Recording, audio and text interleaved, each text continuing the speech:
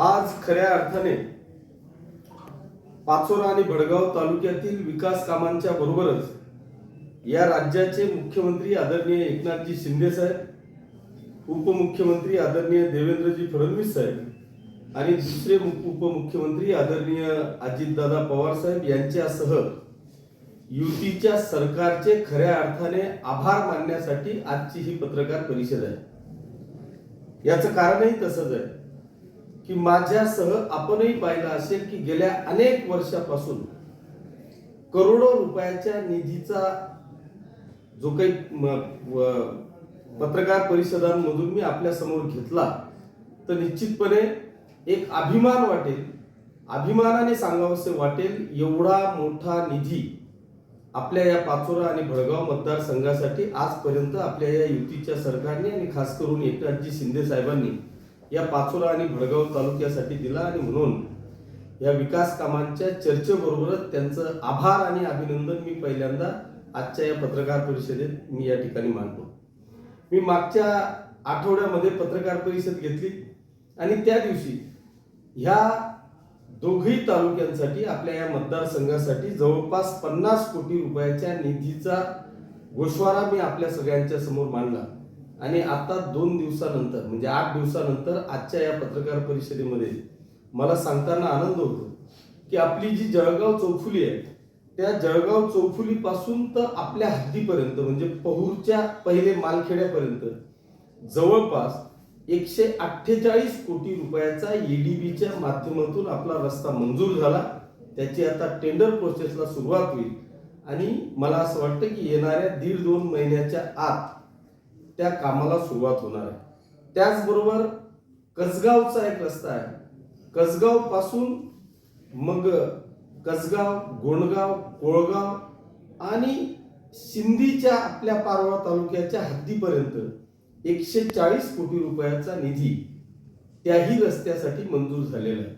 म्हणजे ह्या दोघं रस्त्यांचा आता दुसरा हायवेज आपल्याला म्हणता येईल। नॅशनल हायवेच्या बरोबरीने हा निधी मंजूर होऊन हे दोघही रस्त्यांचा आता 100% विषय हा कायमस्वरूपी मार्गी लागणार आहे। याच्या बरोबरच आपण जी काही अनेक गिरणेवरच्या पुलांची मालिका चालू ठेवली, त्या मालिकेमध्ये आता अजून एक भर पडली आहे, ती म्हणजे दोघही भातखंडे।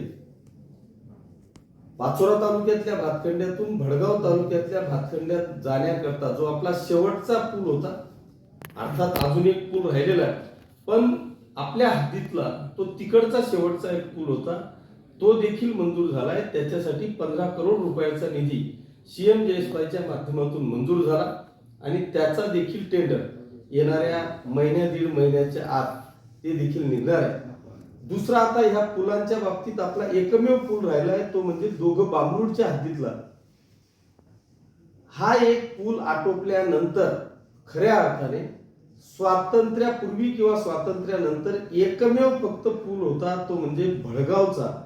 त्याच्या पलीकडे आपल्या ह्या गिरणेवर आपल्या हद्दीत एकही पूल नव्हता, पण आता जवळपास दोघही बांबरूड, मला खात्री आहे की येणाऱ्या 2-4 महिन्याच्या आत दोघं बांबरूडचाही पूल आपला मंजूर होईल आणि खऱ्या अर्थाने गिरणा ह्या विषयावरचा रस्त्यांच्या दळणवळणाचा आणि गिरणाच्या म्हणजे प्रवासाचा, गिरणेवरच्या पुलांचा हा विषय येणाऱ्या 100 वर्षाकरता संपलेला असेल, अशा पद्धतीची व्यवस्था आपण पुलांच्या माध्यमातून या ठिकाणी केलेली आहे। दुसरा एक महत्त्वाचा विषय होता, तो म्हणजे शेत रस्त्यांच्या संदर्भातला, की आपण जर पाहिलं तर आपण शेत रस्त्यांच्यासाठी मागच्या 4-6 महिन्यापूर्वी 100 किलोमीटरचे शेत रस्ते आपण पाचोरा आणि भडगाव तालुक्यातल्या शेतकरी बांधवांसाठी मंजूर केले होते। आता 100 किलोमीटर म्हणजे 1 किलोमीटरची किंमत ही 25 लाख रुपये। 100 गुणिला 25 लाख, बेरीज तुम्हीच मारून घ्या। दुसरा एक विषय आहे, आता काही लोकांची पुन्हा मागणी होती की 100 किलोमीटर झाले, आमचा राहिलाय।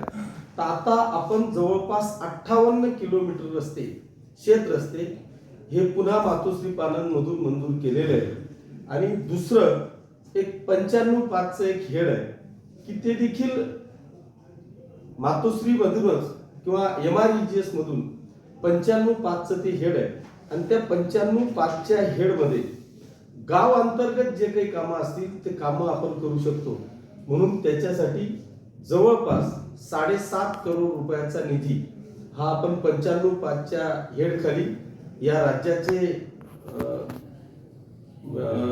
मंत्री आदरणीय भुमरे साहेब यांच्या माध्यमातून आपण हा 95/5च्या निधीतून जवळपास 7.5 कोटी रुपयाचा निधी ह्या जवळपास 50 गावांसाठी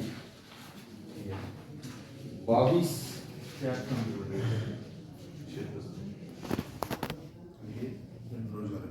या जवळपास 7.5 कोटी रुपयाचा निधी आपण त्या 95/5च्या हेड खाली मंजूर केलेले आहे. त्याचं देखील टेंडर प्रोसेस आता चालू होणार आहे. माझी ह्या शेत रस्त्यांच्या संदर्भामध्ये सर्व शेतकरी बांधवांना विनंती आहे. अर्थात मी त्याच्यासाठी सर्व अधिकारी आणि इंजिनियर लोकांची बैठक घेणार आहे. 158 किलोमीटरचे रस्ते मंजूर होऊन देखील मला दुर्दैवाने तुमच्या समोर सांगावंसं वाटतं की अजूनपर्यंत एकही रस्ता हा चालू झालेला नाही. म्हणून मी आपल्या माध्यमातून तमाम जनतेला, शेतकरी बांधवांना आव्हान करेल, विनंती करेल की आपण खऱ्या अर्थाने आता आमच्याकडे इतर रस्त्यांची मागणी न येता फक्त शेत रस्त्यांची मागणी येते आहे. तुमच्या मागणीनुसार मी जवळपास 160 किलोमीटर रस्ते हे मंजूर केलेले आहेत. त्याला आपण जर का तात्काळ चालू केले तर मला वाटतं एक चांगल्या पद्धतीचा विषय आपल्याला शेत रस्त्यांसाठी पाहायला मिळेल.